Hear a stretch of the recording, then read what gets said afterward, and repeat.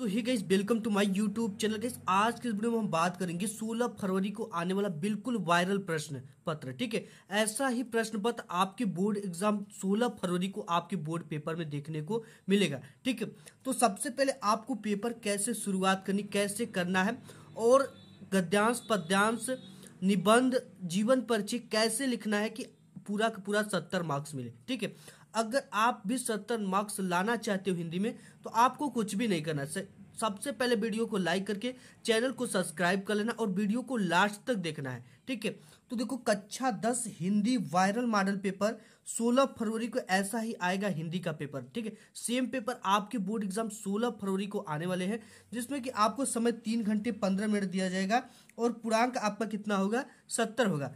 और सभी प्रश्न करना आपके लिए अनिवार्य है और प्रारंभ के जो 15 मिनट है वो परीक्षार्थियों को प्रश्न पत्र पढ़ने के लिए निर्धारित है। ठीक है, और 2023 16 फरवरी के पेपर में आपको 20 अंक का बहुविकल्पी प्रश्न देखने को मिलेगा। ठीक है, खंड अ के अंतर्गत बहुविकल्पी प्रश्न, जिसमें से पहला क्वेश्चन है कि हिंदी का प्रथम उपन्यास है। ठीक है, तो हिंदी का जो प्रथम उपन्यास है वो है परीक्षा गुरु, जो कि लाला श्रीनिवास दास की रचना है।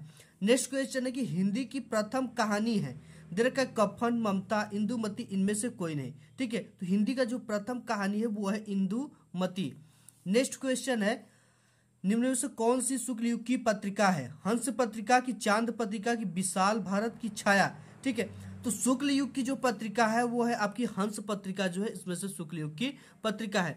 ठीक है, तो यहाँ पे नेक्स्ट जो क्वेश्चन है वो है एकांकी सम्राट कहा जाता है, तो राम कुमार वर्मा को एकांकी सम्राट कहा जाता है। ठीक है, तो ऑप्शन नंबर ए आपका करेक्ट हो जाएगा। इसके बाद पांचवा क्वेश्चन है नागरी प्रचारिणी सभा के संस्थापक थे। ठीक है, देखो नागरी प्रचारिणी सभा के संस्थापक थे जो श्याम सुंदर दास थे। ठीक है, श्याम सुंदर दास थे और इसका प्रकाशन रामचंद्र शुक्ल ने किया था, लेकिन इसकी जो सभा के संस्थापक थे वो श्याम सुंदर दास जी थे। ठीक है, और नेक्स्ट है कि आनंद कादम्बिनी के संपादक थे, तो आनंद कादम्बिनी के संपादक आपकी ये बद्रीनारायण चौधरी प्रेम घन जी है। नेक्स्ट क्वेश्चन देख लेते हैं। नेक्स्ट आपका क्वेश्चन है कि सरस्वती पत्रिका के संपादक है। ठीक है, तो सरस्वती पत्रिका के संपादक आपके महावीर प्रसाद द्विवेदी जी हैं। नेक्स्ट क्वेश्चन है 8वां नंबर की निम्नलिखित कथन से कोई एक कथन से उसे पहचान कर लिखिए। दीर्घ ध्रुव स्वामी नाटक के लेखक डॉक्टर राम कुमार वर्मा है, नहीं। क्या भूलू क्या याद करूं उपन्यास विदा की रचना, नहीं। गोदान के लेखक मुंशी प्रेमचंद है, ये सही है। ठीक है, तो ऑप्शन नंबर ग वाला आपका क्या हो जाएगा, करेक्ट हो जाएगा। फिर इसके बाद 9वां क्वेश्चन है शोक विकल सब रोही रानी रूप राशि बल तेज बखानी, इसमें से कौन सा रस है। ठीक है, तो यहाँ आप सबसे पहले शोक दे ही दिया है। शोक आप जानते हो किस रस का स्थायी भाव होता है, करुण रस का। ठीक है, तो इसमें रस जो होगा वो करुण रस होगा। फिर नेक्स्ट है कि जो सुमिरत सीधी हुई गणनायक करीवर बदन के दोनों चरणों में कितनी मात्राएं हैं। ठीक है, देखो यहाँ पे मात्राएं जो होती है इसमें 24 मात्राएं। ठीक है, ये जो मात्रा अगर आपको गणना करना तो यहाँ पे ओ की मात्रा तो इसके लिए 2 इस तरह से यस लिखा जाता है, जिसका मतलब होता है 2, इसके लिए 1, इसके लिए 1, इसके लिए 1, इसके लिए 1। और ये देखो इसके लिए जो इधर की मात्रा है तो इसके लिए 1। ठीक है, इसके लिए भी 1 और इसके लिए भी आपका ओ की मात्रा है तो इसके लिए 2 होता है। ठीक है, और इसके लिए 1 होगा, इसके लिए भी 1 1 और आ की मात्रा के लिए 2 और यहाँ पे 1 1। ठीक है, और इसकी में 1 1 1 1 1 1 1। अब इसको गिन लीजिए आप, 1 2 3 4 5 6 7 8 9 10 11 12 13 14 15 16 17 18 19 20 21 22 23 24। ठीक है, इसमें कितनी मात्राएं हैं, 24 मात्राएं हैं। नेक्स्ट क्वेश्चन देख लेते हैं चरण कमल बंदो हरिराई में किस अलंकार की अभिव्यक्ति हुई है। तो आप जानते हो कि चरण कमल बंदो हरिराई क्या है, ये भेद रहित आरोप है, तो ये रूपक अलंकार आपका हो जाएगा। ठीक है, नेक्स्ट क्वेश्चन है कि त्रिफला का समास विग्रह है। ठीक है, समास विग्रह है 3 फलों का समूह, त्रि यानी 3, फला यानी फल का समूह। ठीक है, नेक्स्ट क्वेश्चन 13 नंबर देख लेते हैं कपड़ा का तत्सम रूप है। तत्सम रूप मतलब होता है शुद्ध रूप है इसका, तो इस कपड़ा का तत्सम रूप है करपट। ठीक है, क्या है, करपट। नेक्स्ट क्वेश्चन देख लेते हैं 14 नंबर। नेक्स्ट क्वेश्चन है अग्नि का पर्यायवाची है। ठीक है, अनल है कि पावक है कि आग है कि उक्त सभी है। देखो अग्नि का जो होता है ना, अनल, आग, पावक, कृष्णाम, ये सभी होते हैं, तो ये सभी हो जाएगा इसमें से। नेक्स्ट है 15 नंबर की पेड़ तरु दुम्र आदि कहलाते हैं। तो ये जो है एक दूसरे के क्या है, पर्यायवाची है। पेड़ को ही तरु कहा जाता है, दुम्र कहा जाता है। इसके बाद है मध्वरी में कौन सी संधि है, ठीक है। तो मध्वरी जो है आपका, इसमें जो संधि होगा वो अयादि संधि है। कौन सी संधि आपकी, अयादि संधि है। नेक्स्ट है आपका कि तथैव में संधि विग्रह है। तथैव में संधि विग्रह है, तो देखो तथैव का मतलब तथा धन एव, ठीक है। तो ये आपका संधि हो जाएगा तथा धन एव। नेक्स्ट है कि फलेसु किस विभक्ति वो वचन का रूप है। तो ये सप्तमी विभक्ति बहुवचन है, ठीक है, सप्तमी विभक्ति बहुवचन। इसके बाद 19वां है पठतु किस लकार का रूप है। तो ये लोट लकार का रूप है, सिंपली आप जानते होंगे। इसके बाद नेक्स्ट है कि द्रच्छति किस लकार पुरुष वचन का रूप है। तो देखो द्रच्छति जो है ये आपका लिट लकार प्रथम पुरुष एक वचन, ठीक है, पहला करेक्ट हो जाएगा। नेक्स्ट देख लेते हैं। नेक्स्ट क्वेश्चन आपका है इसमें पहला कि निम्नलिखित गद्यांश पर आधारित 3 प्रश्नों का उत्तर दीजिए, ठीक है।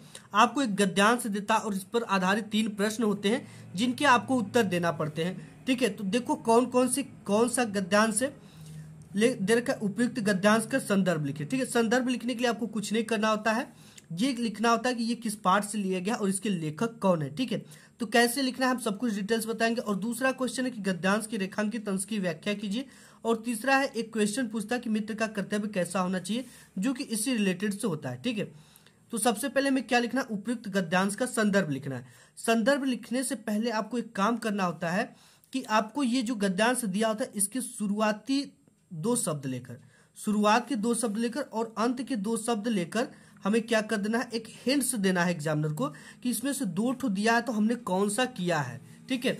तो एक हिंट्स हम यहाँ पे दे देते हैं। जैसे यहाँ पे आपको क्या लिखना पड़ेगा, गद्यांश, ये हम गद्यांश सॉल्व करें तो गद्य आपको यहाँ पे छोटा सा गद्य लिखना है प्रश्नोत्तर संख्या 1 के क का उत्तर डालकर। तो यहाँ पे हमने गद्य डाल दिया। गद्य डालने के बाद यहाँ पे मित्र का, ठीक है, तो हम यहाँ पे डाल देते हैं मित्र का।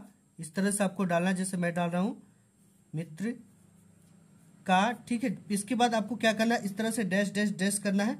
और लास्ट के 2 शब्द यहाँ पे जैसे दे रखा है धोखा न होगा, ठीक है, यहाँ पे लिख देना धोखा न होगा, ठीक है, ये हो गया। अब इसके बाद हमें क्या लिखना है, इसका संदर्भ लिखना है। तो यहाँ पे हमें हेडिंग क्या डालनी है, संदर्भ। ये डाल दिया हमने, क्या हेडिंग, संदर्भ, ठीक है। अब देखो संदर्भ हमें कैसे लिखना है। संदर्भ लिखने के लिए सबसे पहले हमें क्या लिखना पड़ेगा, हमने बताया कि ये किस पाठ से लिया गया और इसके लेखक कौन है, ठीक है। तो हमें यहाँ पे लिखना है प्रस्तुत गद्यांश हमारी पाठ्य पुस्तक, ये पाठ्य पुस्तक, ठीक है। और ये पाठ्य पुस्तक हिंदी से लिया गया। तो यहाँ पे हमें ब्लैक पेन से क्या लिखना है, इस तरह से हिंदी। अब इसे हिंदी लिखने के बाद इन्वर्टेड कॉमा में लिख देना है हिंदी के गद्य खंड में संकलित। अब यहाँ पे पाठ का नाम लिखना है, ठीक है, कि ये किस पाठ से लिया गया है। ये लिया गया है मित्रता, तो यहाँ पे लिख देंगे मित्रता। अब मित्रता लिखने के बाद इसे भी इन्वर्टेड कॉमा में लिखेंगे मित्रता नामक पाठ से लिया गया या नामक पाठ से लिया गया है।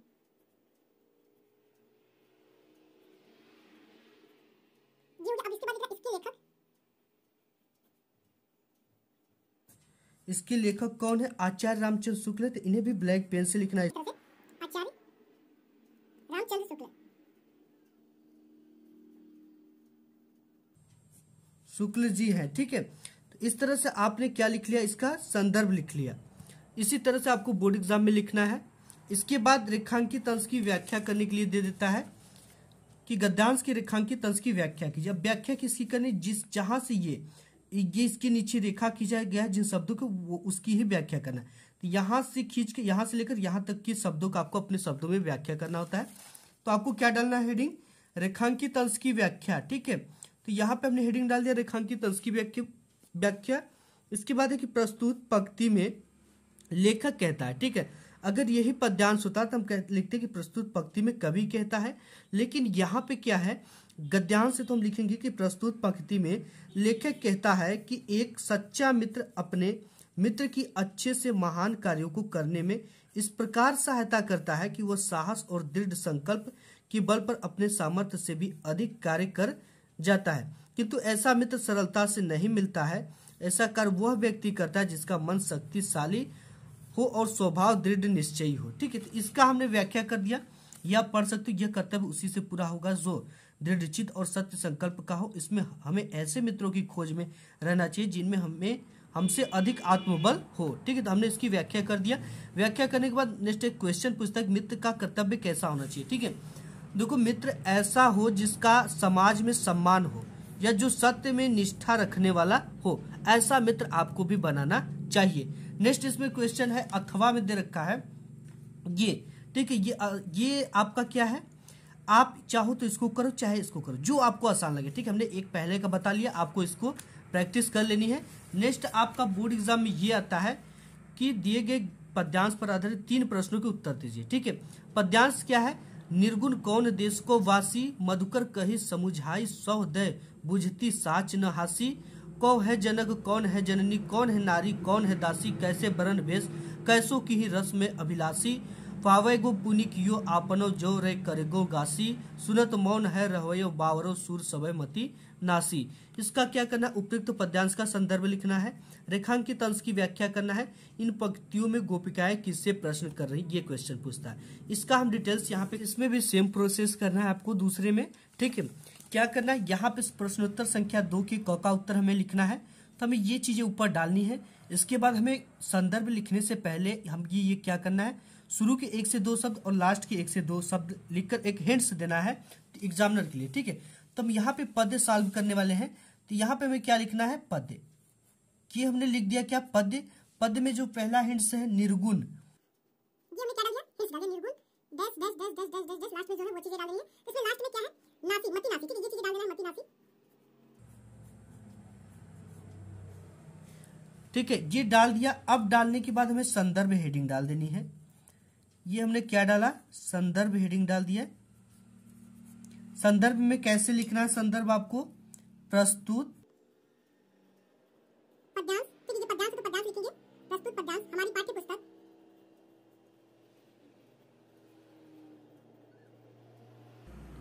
ठीक है, प्रस्तुत पद्यांश हमारी पाठ्य पुस्तक। अब हिंदी लिखना है, हिंदी से है तो हिंदी लिख देना है यहाँ पे, हिंदी के काव्य खंड में संकलित, काव्य खंड में संकलित, काव्य खंड में संकलित पद नामक शीर्षक से लिया गया। ठीक है, इसके लेखक कौन है, सूरदास जी। इसको आपको इन्वर्टेड कामा में इस तरह से करना है, पद नामक पाठ से लिया गया है, पाठ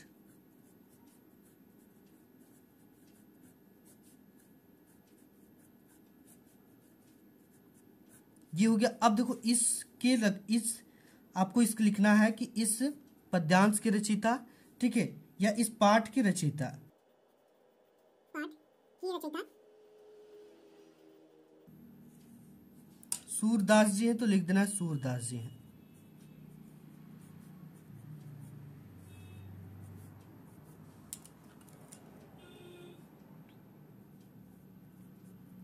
ठीक है, ये चीज हमने क्या लिख दिया, इसका संदर्भ लिख दिया। ठीक है, तो ऐसे आपको संदर्भ बोर्ड एग्जाम में लिखना है। इसके बाद उपयुक्त पद्यांश का संदर्भ लिख दिया, रेखांकित अंश की व्याख्या करना है। देखो, निर्गुण कौन देश को वासी, मधुकर कही समुझाई सौ दय, बुझती साच न हासी। यहां से लेकर यहां तक जिसके नीचे रेखा खींचा है उसका ही हमें व्याख्या करना है। तो यहाँ पे हमें क्या हेडिंग डालना है, रेखांकित अंश की व्याख्या। ठीक है, ये चीजें हेडिंग में है, इसका ध्यान देना आपको। देखो, ये क्या कहती, हे उद्धव जी, मैं आपको सौगंध यानी कसम देकर पूछती हूँ, हंसी नहीं करती हूँ, आप हमें ये समझा कर बता दीजिए कि आप जिस निर्गुण ब्रह्म की चर्चा कर रहे हैं वे किस देश के रहने वाले हैं। ठीक है, ये गोपिकाएं उद्धव जी से प्रश्न पूछती हैं, तो उद्धव जी अपने भाषा में इसको जवाब भी देते हैं। फिर नेक्स्ट है तीसरा कि इन पंक्तियों में गोपिकाएं किससे प्रश्न कर रही हैं। तो देखो, जो गोपिकाएं हुए वो किससे प्रश्न कर रही हैं, गोपिकाएं उद्धव से प्रश्न कर रही हैं। ठीक है, तो ये उत्तर लिखना है। नेक्स्ट इसमें जो चीजें आ जाती, ये आ गया, पुरते निकसी रघुवीर बधु धरी धीर दिए मग में डग दवे। ठीक है, आप इसको भी सॉल्व कर सकते हो। नेक्स्ट देख लेते हैं। इसमें नेक्स्ट जो चीजें आती है, दिए गए संस्कृत गद्यांश में से किसी एक का संदर्भ सहित हिंदी में अनुवाद कीजिए। ठीक है, दोनों इंपॉर्टेंट है और ये बोर्ड एग्जाम में आते हैं। ठीक है, इसका मैं आपको करके बता देता हूं कैसे करना है एक एक चीजें। इसका भी हमें सबसे पहले क्या लिखना है, संदर्भ लिखना है। तो हमें हेडिंग क्या डालनी है, यहाँ ऊपर संदर्भ। ठीक है, तो यहाँ पे डाल देंगे संदर्भ। डालने के बाद इसका संदर्भ आपको कैसे लिखना है, प्रस्तुत संस्कृत खंड, ठीक है, इस तरह से आपको लिखना है, प्रस्तुत संस्कृत गद्यांश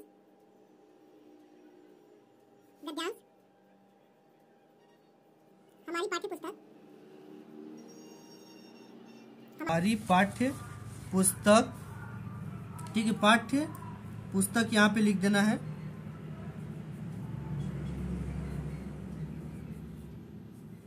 हिंदी को ब्लैक पेन से लिखना है।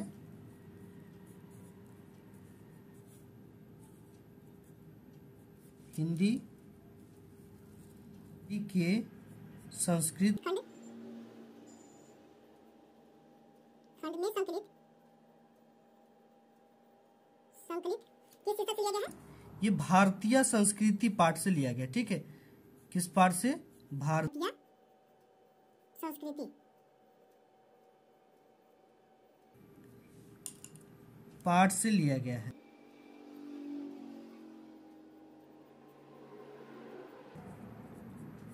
तरह से आपको संस्कृत के गद्य के संदर्भ लिखना है। ठीक है, कि प्रस्तुत संस्कृत गद्यांश हमारी पाठ्य पुस्तक हिंदी के संस्कृत गद्यखंड में संकलित भारतीय संस्कृति पाठ से लिया गया है। ये चीजें आपने लिख दिया। ठीक है, अब इसका हिंदी में अनुवाद करना है। आप इसको विधिवत पढ़ लीजिए, पढ़ने के बाद ही अनुवाद कीजिए। ठीक है, ऐसा कर्म विराम संस्कृति। ठीक है, तो इसका देखो हमने यहाँ पे हिंदी में अनुवाद कर रखा है। यह कर्म में संलग्न रहने वालों की संस्कृति है। मतलब कि भारत के लोग अपने कर्म में क्या रहते हैं, संलग्न रहते हैं। और यहाँ पे है कि कुरुक्षेत्रम कर्माणि जिजी विच्छेदम समा इति अस्या उद्घोष। तो ये है कि यहाँ कर्म करते हुए 100 वर्ष तक जीने की इच्छा करे, यह इसकी घोषणा है। इसके बाद है पूर्व कर्म तदनंतरम फलम इति अस्माक संस्कृति नियम। ठीक है, पहले आप कर्म करो। ठीक, यहाँ पे पहले कर्म बाद में फल, यह हमारी संस्कृति का नियम है। ठीक है, इसके बाद है इसमें क्या है, ये इदानी यदा वयम राष्ट्रस्य नवनिर्माणम संलग्ना स्वयं निरंतरम कर्मकरणम अस्माकं मुख्य कर्तव्यम। ठीक है, तो देखो इस समय जब हम लोग राष्ट्र के निर्माण में लगे हुए हैं तो निरंतर काम करना ही प्रधान कर्तव्य है। इसके बाद नेक्स्ट है ये निजस्य सर्मस्य फलम भोग्यम ननस्य सर्मस्य शोषणम सर्वथा वर्जनीयम। तो यहाँ पे क्या क्या, अपने परिश्रम का फल भोगने योग्य हो, दूसरे के श्रम का शोषण त्यागने योग्य है। फिर इसके बाद है नेक्स्ट कि यदि वयम विपरीतम आचराम तदा न वयम सत्यम भारतीय संस्कृति उपासका। ठीक है, यदि हम विपरीत आचरण करते हैं तो हम भारतीय संस्कृति के सच्चे उपासक नहीं हो सकते हैं। इसके बाद नेक्स्ट है कि यहाँ पे अस्मांक ये आचार विचार अस्मांक संस्कृति लक्षिता भवेत। ठीक है, वयम तदेव यथार्थ भारतीय यदा अस्माक आचरे विचारे स अस्माक संस्कृति लक्षिता। यह है कि हम तभी वास्तविक रूप से भारतीय हैं जब हमारे आचार विचार हमारी संस्कृति में दिखाई पड़े। ठीक है, इसके बाद है कि अभिलाषामोयम यत् विश्वस्य अभ्युदयाय भारतीय संस्कृति एक दिवस संदेश लोक सर्वत्र प्रसृत। मतलब ये है कि हम सब चाहते हैं कि संसार के उन्नति के लिए भारतीय संस्कृति का दिव्य संदेश संसार में सब जगह फैले। ठीक है, तो ये है इसका पूरा का पूरा अनुवाद। ये इम्पोर्टेंट है। इसके बाद ये भी इम्पोर्टेंट है, तो इसको भी आप कर लेना। इसके बाद चौथा क्वेश्चन आता है, ये आपका आ जाता है इसमें से पद्यांश। ठीक है, 2 ठो दे रखा है, सर्वे भवन्तु सुखिनः सर्वे सन्तु निरामयी सर्वे भद्राणि पश्यन्तु माँ कश्चित् दुर्भाग्। देखो इसका आप संदर्भ कैसे लिखना है, ये किए दिया। ठीक है, मान हित्वा प्रियो भवति क्रोध हित्वा न सोचती काम हित्वार्थान भवति लाभम हित्वा सुखी भवेत्। यानी कि घमंड का त्याग कर यानी अभिमान का त्याग कर मनुष्य प्रिय हो जाता है। क्रोध का त्याग कर आदमी जो है शोक नहीं करता। काम हित्वार्थान भवति, काम वासना का आदमी त्याग कर कर बलवान हो जाता है और लाभ का त्याग कर कर इंसान सुखी हो जाता है। ये इसका है और सबसे पहले हम इसका करेंगे क्योंकि ये काफी इंपॉर्टेंट है। इसका तो मैंने आपको जो कल बताया था उसमें किया था, ठीक है। इस पद्यांश का हम सॉल्व करने वाले। हम इसका सबसे पहले क्या लिखेंगे, संदर्भ लिखेंगे, ठीक है। संदर्भ लिखने के लिए बोल रहा है, तो इसका संदर्भ कैसे लिखेंगे, देखो थोड़ा सा आप सब कुछ सीख जाओ क्योंकि ये चीजें ही एग्जामिनर आपकी बोर्ड की कॉपी में देखता है, ठीक है। ये तरीका आपको पता रहेगा तो 10 से 15 नंबर आपके बढ़ जाते हैं। तो यहाँ पे लिखना प्रस्तुत श्लोक हमारी, ठीक है। ये क्या है, आपका श्लोक है, तो इसको श्लोक लिखना है कि प्रस्तुत श्लोक हमारी पाठ्य पुस्तक, ठीक है। हिंदी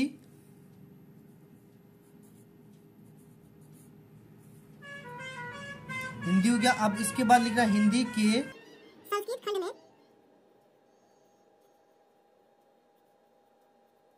संकलित आपको ये भी आपका भारतीय संस्कृति से लिया गया है, इसको भी क्या लिख देना है, भारतीय संस्कृति, ठीक है, नामक पाठ से लिया गया है।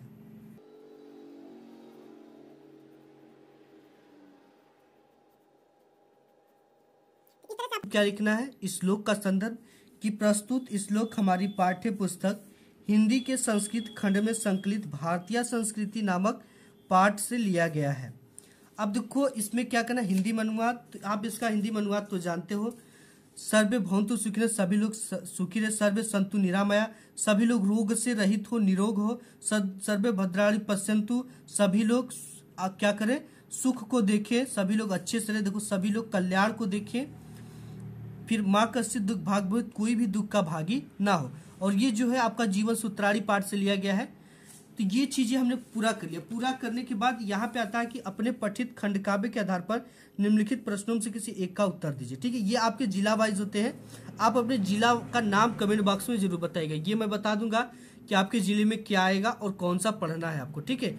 यहाँ है, इसके बाद नेक्स्ट जो है देख लेते हैं,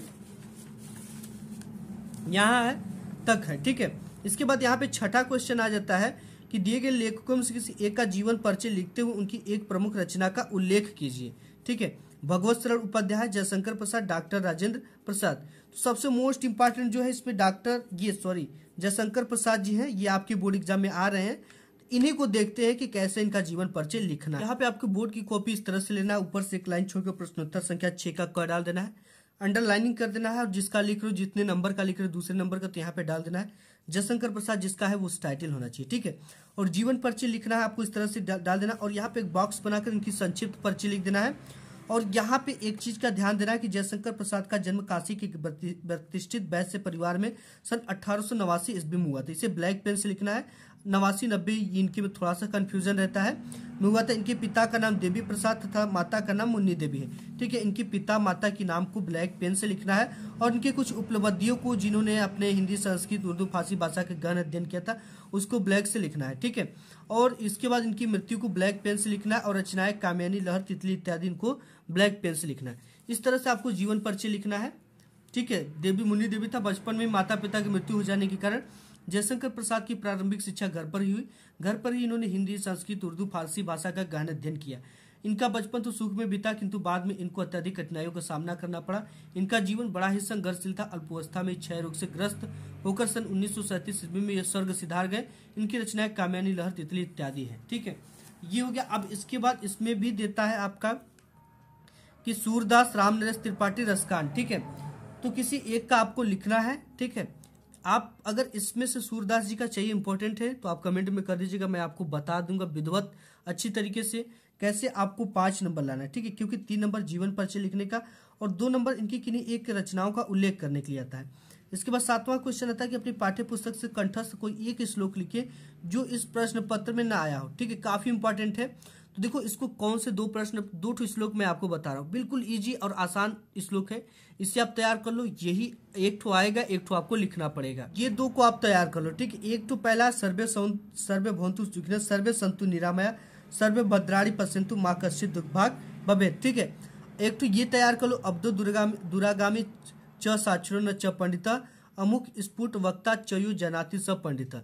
ये 2 ठो तैयार कर लो, 1 ठो आ जाएगा पेपर में तो 1 आप लिख सकते हो, अगर ये आ गया तो इसको लिख सकते हो। ठीक है, नेक्स्ट देख लेते हैं इसमें और क्या है। नेक्स्ट इसमें है कि 8वां निम्नलिखित में से किन्हीं 2 प्रश्नों का उत्तर संस्कृत में दीजिए जिसके लिए 2+2 नंबर आपको मिलेंगे। ठीक है, तो इसमें दे रखा चंद्रशेखर ये वाराणस्याम कति विश्वविद्यालय संति, तो वाराणस्याम त्रय विश्वविद्यालय संति, यहाँ पे ये लिखना वाराणस्या त्रय विश्वविद्यालय संति। ठीक है, और इसके बाद यह है कि चंद्रशेखर कथम बंदीकृत, तो यहाँ पे है कि सह आंग्ला शासकीय, मतलब कि उनको अंग्रेज के शासनकाल में राजद्रोही घोषित कर दिया गया था, अतः बंदीकृत।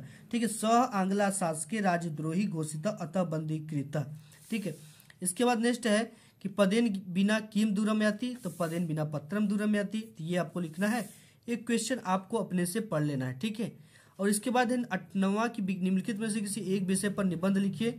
विज्ञान की देन, राष्ट्रीय एकता, मेरा प्रिय कवि, विद्यार्थी जीवन। ठीक है, तो ये काफी इंपॉर्टेंट है। विज्ञान की जो देन है आज ही चैनल पे अपलोड हुआ है, आप उसे जाकर देख लेना। ठीक है, इसके साथ ही साथ और भी कुछ इंपॉर्टेंट जो निबंध जो आपके बोर्ड एग्जाम में आने वाले हैं, आपको ये स्क्रीनशॉट आप ले सकते हो। ठीक है, इनका मैं आपको दिखा दे रहा हूँ, इसको आपको इसी तरीके से लिखना है।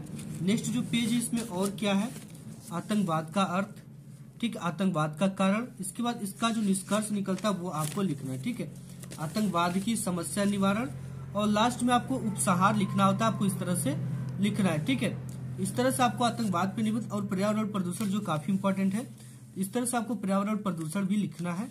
नेक्स्ट जो है आपको ये पर्यावरण प्रदूषण के कारण, प्रदूषण के रोकने के उपाय, उपसंहार। ठीक है, इस तरह से आपको लिखा जाएगा बोर्ड एग्जाम में। तो आज के इस वीडियो में बस इतना ही, मिलूंगा एक नेक्स्ट वीडियो में, तब तक के लिए धन्यवाद।